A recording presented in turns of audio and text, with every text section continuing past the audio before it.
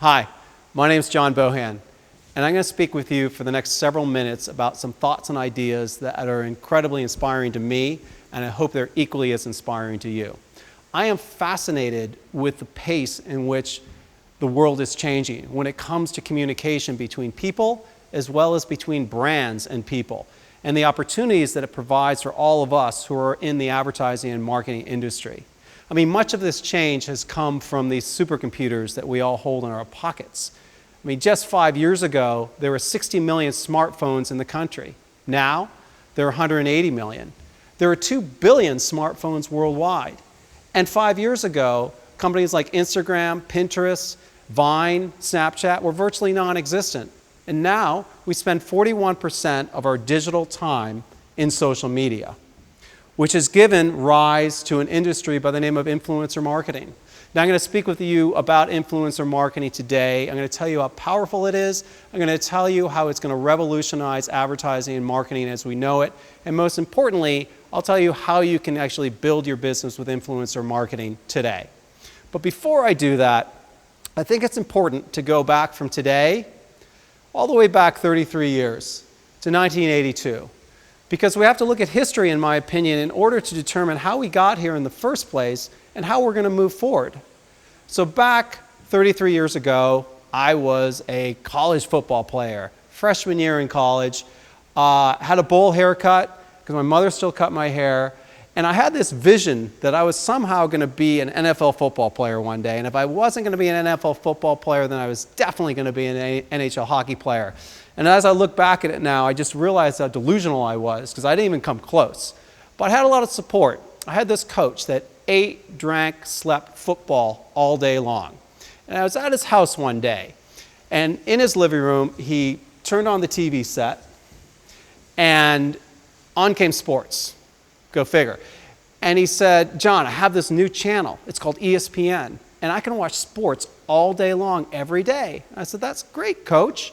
I didn't know why he was so enamored with this. And he was so impressed because for the first time ever, he could get sight, sound, and motion piped into his living room in a niche interest that he really liked. And that was incredible because sports was a niche interest back then, as was music, as was history, as was news, and thus the cable industry took off. Now, I had the opportunity to work for one of those cable networks. It was called the Weather Channel. I worked in Los Angeles, and I sold advertising. And it was probably one of the hardest jobs I ever had because when I woke up in the morning in Los Angeles, this was the weather forecast, right? And who in their right mind is going to turn on the TV and get information that they already know? We also had problems working with the movie industry. This is one of the biggest disappointments. It was Twister. We tried to sell Warner Brothers on the fact that the movie Twister, which as you all know is about tornadoes, made sense on the Weather Channel, and they didn't think it was a fit. Now, the reality is we were fighting something much bigger than not a fit. We were fighting change. And change doesn't come easy, especially in the advertising industry. At that time, buyers were so enamored with the dollars in broadcast television that they didn't want to move it over to cable. And if they did, it was just going to be to ESPN and MTV. Now, the fact of the matter is, the advertisers that came over into cable in the early days did a tremendous amount to build their brands, just as those advertisers today are embracing social media and influencer marketing. Now, I stayed in cable television for some time, and then I switched over to the internet in the mid-90s because I was fascinated with this concept of niche interests. I didn't believe you needed to be a large multimedia conglomerate in order to have an entertainment network or a content network, as long as your content was relevant to a niche audience, and then that was good enough. So I ran a company for several years in the internet that represented a number of websites, and then right when it became much easier to sell the internet, I moved over to social media. Again, something very new and different. And social media has changed everything. Now, looking back, we have moved from a vertical hierarchy of entertainment and information distribution that was controlled by the 3 broadcast networks to one that has broadened out because of the advent of several cable networks, and then flattened some more with thousands of websites, and then even some more with millions of people coming on board through social media. We now have a horizontal line where we all serve each other. Entertainment and information can come from anywhere because anybody can be a TV network with their smartphone anytime they want. So you can get information from broadcast networks, cable networks, websites, influencers, your buddies. And the most amazing thing to me is that influencers now have more reach than some of the biggest television programs and magazines that we know of. Take a look at this. At the top is PewDiePie, a gamer that has a reach of 40 million people. Below him is Jerome Jarry, reach of 15 million people. Compare this with Monday Night Football and The Voice with 13 million people. And People magazine with a circulation of 3.4 million. It's incredible what's happening. It's the marketplace for advertising and marketing and content is completely changing so rapidly. And if you think it's a flash in the pan and it's just going to go back to the way it was, think again. The internet celebrity is the new celebrity. PewDiePie at the top made an estimated $7.4 million last year, and here he is on Stephen Colbert just a few weeks ago. Welcome, welcome to television. Oh, this is a steam-powered medium. Cool. That runs on glad it coal works that out. your grandparents invented. Do you watch television ever?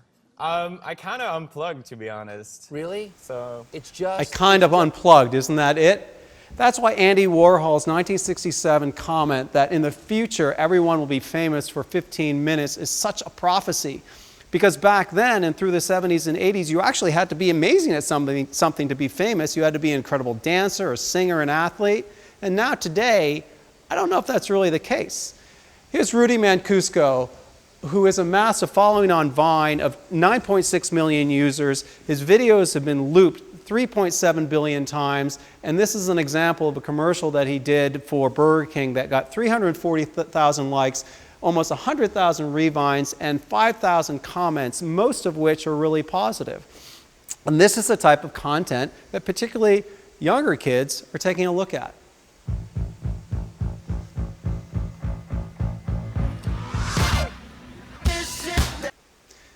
Isn't that amazing? His swagger, the way he pulls his glasses off, the way he turns and takes the chicken fry, just phenomenal. So those are the types of things that consumers are moving toward. We're moving from a world of critical mass to one of critical niche, where people are connecting with other people of like interests, and they're not necessarily gravitating to the broad-scaling TV network type of programming.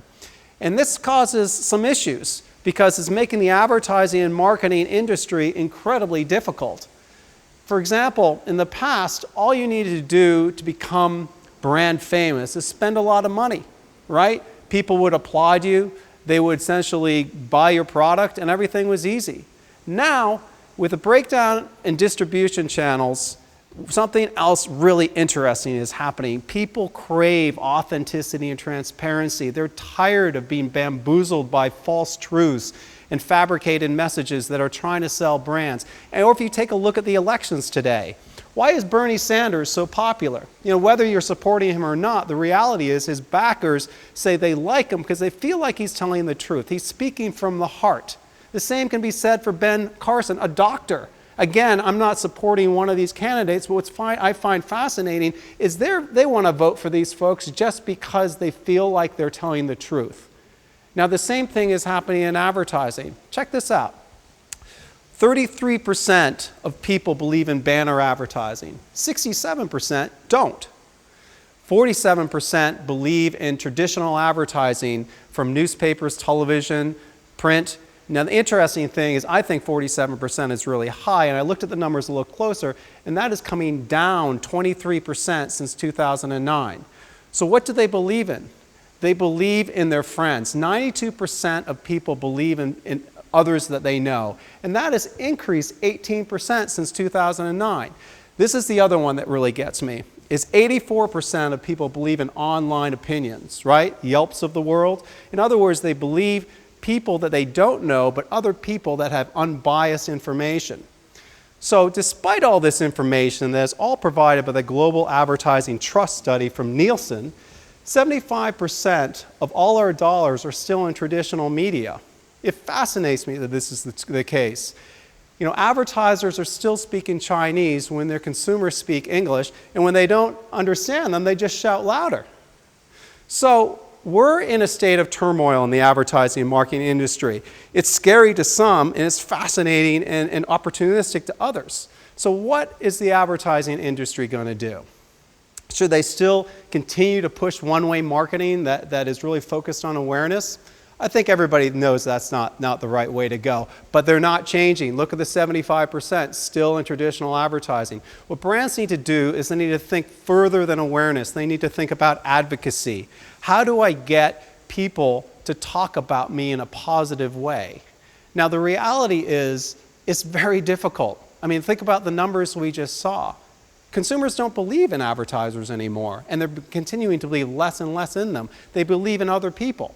And if you go on to Yelp or other online opinion sites, you oftentimes find very derogatory comments about the brands, probably because people have their own problems and they just want to lash out. But the reality is others are believing that information. So what are brands going to do? What they really need to do is redefine the brand, right? Now let's think about brands for a second. How is the brand defined in the 50s through the 80s? It was a TV commercial. It started out with a 60-second commercial, and then it went to the 30-second commercial. And then after that, it went to the website, right, in the mid-90s, all the way up to probably, let's just say, 2010 or so.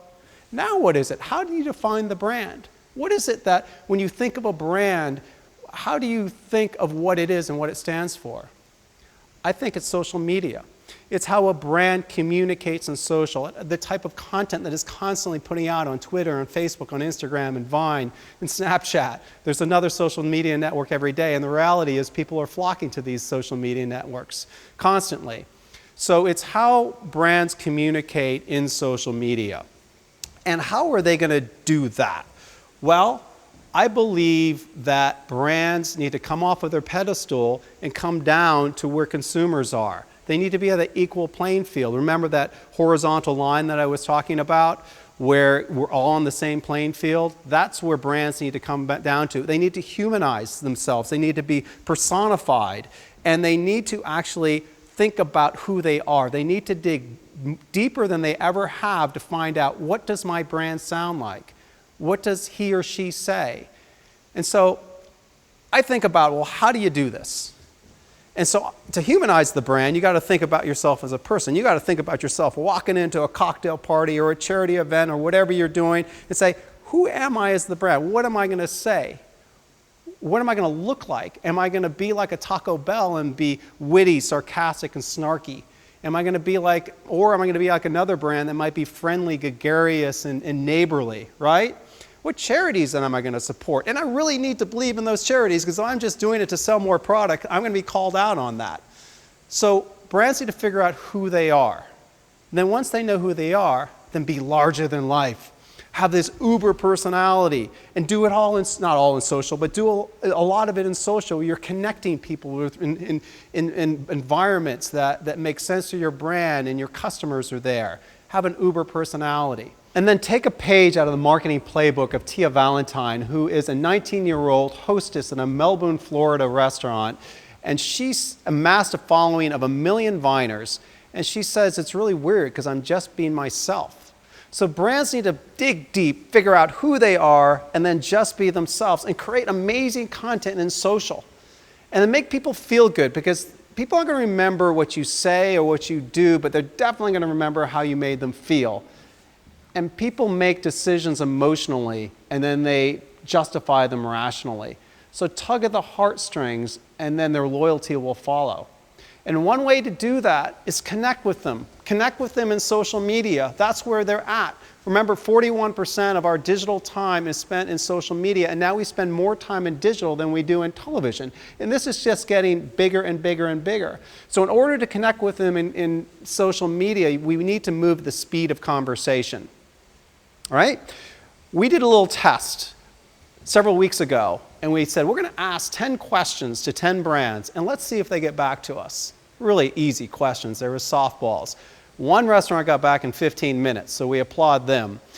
2 of them got back in a few days, and then 7 never even bothered to return our message. That's like a customer walking into a restaurant, asking the hostess a question, having the hostess turn their back and walk away. It doesn't work anymore. What happens in real life happens in social, and they need to be treated the same. So move at the speed of conversation. One brand that's doing an amazing job in social media is Taco Bell. A few years ago, Old Spice reached out to them and said, "Why is it that fire sauce isn't made with any real fire? Seems like false advertising." Taco Bell gets back, "At Old Spice, is your deodorant made with really old spices? Quick, brilliant." And that's the type of thing that males 13 to 24 love. They were also driving culture. They're not just putting their billboard up in places so that the logo could be seen. They're actually creating new environments. They created a program called Feed the Beat. And what it is they found emerging talented musicians that weren't getting national exposure, and they gave them national exposure and promoted them and matched them up with their massive audience of Taco Bell followers. So they put the two together. These musicians would have never really many of them probably never had much of a career, but Taco Bell helped them. They improved their lives, and they improved the lives of the customers because they were able to listen to great music and go to amazing concerts they wouldn't go to otherwise. Last part on Taco Bell. They were trying to create awareness for their new breakfast items, and they did it in a really creative way. They gave 1,000 phones to 1,000 Twitter followers that had decent reach, and then they actually would text them messages to actually ask them to do things. And what these influencers would do is they'd send out messages on the breakfast menus, they send out messages on themselves, and they would become eligible for prizes. So what Taco Bell was doing there is they were creating advocacy, which is the new marketing currency today. Now, every period of time has the format that is the main advertising vehicle. If you think about, again, to history, it was newspapers, it was magazines, it was radio, it was television. Now the most powerful format out there is this. It's the news feed. And what advertisers need to figure out is how to be thumb stopping, right? We've heard of heart stopping. Figure out how to be thumb stopping. One way to do that, spend some money on some photography. It doesn't cost that much to have very talented photographers to take 400 to 500 photographs in an afternoon in one central location, if you can do that. And it just pops and it makes a huge difference, particularly on Instagram. And then go outside of that and do lifestyle photos. A little bit more expensive, but it's pretty easy to do, particularly when we're creating content in huge volume. I think that the market has moved from these highly curated photo shoots and highly produced $300,000 commercials to an environment where we're creating a lot of content that is constantly moving, whether it's in the photograph form or whether it's in stop motion video, such as this particular one.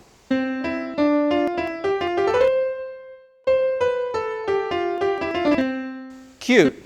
Not that expensive, maybe $1,500 to create. Again, thumb stopping. What is that? I want to take a peek at it. Here's something that I love.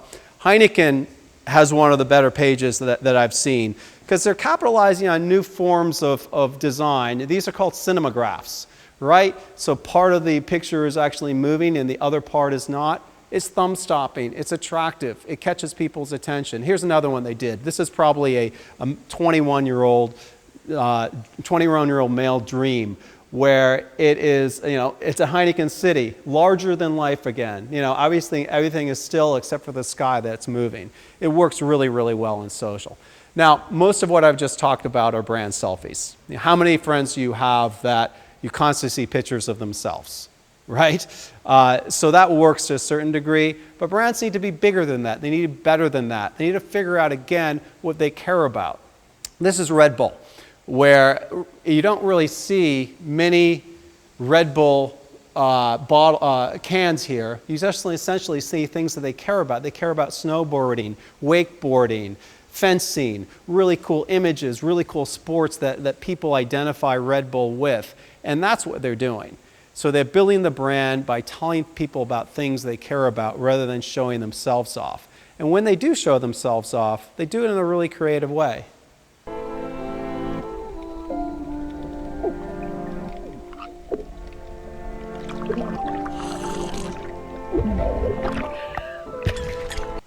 Isn't that cool? So cool. Last thing on Red Bull, and this is an important one, because early on, they knew that they could partner with a number of different athletes. So they've now partnered with almost 200 athletes. You know, some of these athletes are Blake Griffin, who is a very famous basketball player, but most of these athletes are in sports like motocross, snowboarding, extreme skiing, those types of sports where they have a relatively small niche audience, but they're very, very passionate about the individuals. And Red Bull has essentially supported these influencers as they've grown, and as a result, Red Bull's sales have grown. Now, the reason I say this is important because there's tons of influencers out there now in various niches that have decent followings that are just starting to grow, and now is a great time to partner with them. Speaking of which, that leads me to my last part of my presentation, which is influencer marketing. I'm going to chat about the different types of influencers that you can partner with, why it's so beneficial to partner with these influencers in different ways, and then conclude the presentation. So the first one is the social celebrities. We talked about this a little bit with Jerome Jarry and PewDiePie with their large reach. Most of these internet social celebrities have massive reach of, so let's just say 4 million plus. This is Brent Rivera, who has a reach of 10 million. Now, why I like these so much is because the massive reach, right? The brand equity that you're going to get from them because they're so famous. And then also if you start to have them post things in Vine and Instagram and Snapchat, a good percentage of those followers are going to see your message. Second type of influencer is the traditional influencer. The Britney Spears and the Carrie Underwoods of the world. Check out Britney Spears, reach of 85 million. Almost 100 million people follow her in social media. Carrie Underwood has a reach of 18 million. Now, the great thing about them is obviously you're connecting with huge star power and putting your brand next to that. The other thing about it is they're not as expensive as you might think. To work with Britney, it might cost $50,000 to $60,000 in social media. Carrie Underwood is closer to about $25,000 to $30,000. So they're not hundreds of thousands of dollars, and it lets you partner with a big celebrity. This is one that I love, local sports celebrities. I love it so much because you could partner with these amazing athletes and not have to spend hundreds of thousands of millions of dollars. They'll work with you in social. Not all of them, but a good percentage of them. Chris Paul, for example, is a great celebrity to work with if you're selling a product in Los Angeles, but Chris Paul is also very well known nationally. So Chris is about $25,000 or so a post. And then Jamal Charles is probably somewhere in the $7,500 range. I like people like Jamal Charles because they're not going to cost as much. If I'm promoting a product in Kansas City, this is the type of guy that I would go with because he's a hero in that city. And so if you're looking to launch a product regionally, take a look at the athletes within those particular cities that can really promote it very well. Okay, the next one is the content creators. Okay, these are guys that may not have a massive reach, but what they do is they make your product look really cool. This is what a influencer by the name of Pino did on Vine for Sweet Tarts.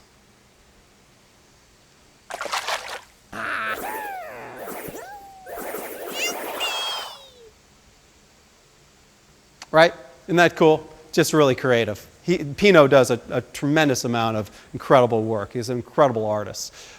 Okay, Julie's Kitchen, Veggie Grill was looking to launch their Summer Bowl, and Julie's Kitchen created this really unique, cool graphic that you can see here to promote their Summer Bowl. Got a lot of engagement. She also wrote about this particular Summer Bowl in her blog, and it just positioned Veggie Grill in an incredible light. And she's a healthy blogger and talks about a lot of different healthy eating habits. So she was actually a perfect match for Veggie Grill. Okay, this next one, again, something that I love because I love it when brands start to support people that I feel like I can connect with. I can't connect with a Beyonce or a Carrie Underwood or a Britney Spears, but I can connect with a family with a couple of kids, especially ones that are as talented as the Holderness family that created this back-to-school wrap sponsored by Target. Oh yeah, we're going back. Time to get our lives back on track. Time to make a back to school vid, but who's more ready? Us or the kids? We're ready. We're in training. We got a stopwatch and we are timing. Now, having kids, that makes me want to go to Target instead of Office Depot to get my back to school products. It just does. I feel like there's a connection there versus seeing, them sponsor a celebrity that I really don't have much of a connection with at all. Next one's the buzz builders. Why buzz builders are so cool is because they don't cost very much. And they bang your message out there. They may have a following of somewhere in, let's say, the 10,000 range, so let's just say 150,000 or so. But they can take a message that a brand creates and get it out there in a very efficient way. Another great way to use them is to use posts made by the content curators or the celebrity posts and get the buzz builders to get out there in an incredibly efficient way. Love the buzz builders. And lastly, your customers. Give your customers a reason to talk about you. Much, much more. Build advocacy. That's what California Pizza Kitchen did with a program called Tastemonials. They encouraged people to post about the food items they were eating and tweet about it. That's what you see in those yellow notes. And then posts were put up such as this, #CPK Taste Sweeps. Had a great time with my grandkids at CPK in Phoenix at Desert Ridge CPK. Now this one went out to obviously all of our friends. And it actually was included in the gallery that you saw. So a lot of people will come to the gallery and actually see what everybody is posting about. It's a weird world, but it works really, really well. And there's a back-end content system that will allow you to only approve the posts that are really positive, and you can put that in your terms and conditions as well. In conclusion, I believe in my heart that everything I've said here today is true. I believe that consumers are going to move to social more and more to find out information on products and services. And I believe that they want to connect with brands on a personal level. I also happen to think that the advertising and marketing industry, based upon my experience, will move incredibly slowly to embrace social media and influencer marketing as a core component of their marketing and media mix. But that's where the opportunity is. That's where people that want to embrace this new medium can really flourish. I think that we all need to think about our brands and dig deep and find out who we are as people, what our personalities are. And then once we know how to make an uber personality, be larger than life and do it in social, connect with your customers in these niche environments, give them great content. It doesn't have to be expensive content, but it has to be frequent and move at the speed of conversation. I guarantee you, if you do those things and do it in a Red Bull, Taco Bell type of way, you will drive revenue, you will drive profitability, you will accelerate your careers, and most importantly, you will begin to improve lives. You will think about marketing and advertising in a different way. To how do I make my customers' life better? Because if you make your customers' lives better, guess what? They're going to be incredibly loyal to you. And at the end of the day, if you do that, you're going to make the world a better place. And it's going to be done all through advertising and marketing. Thank you very much.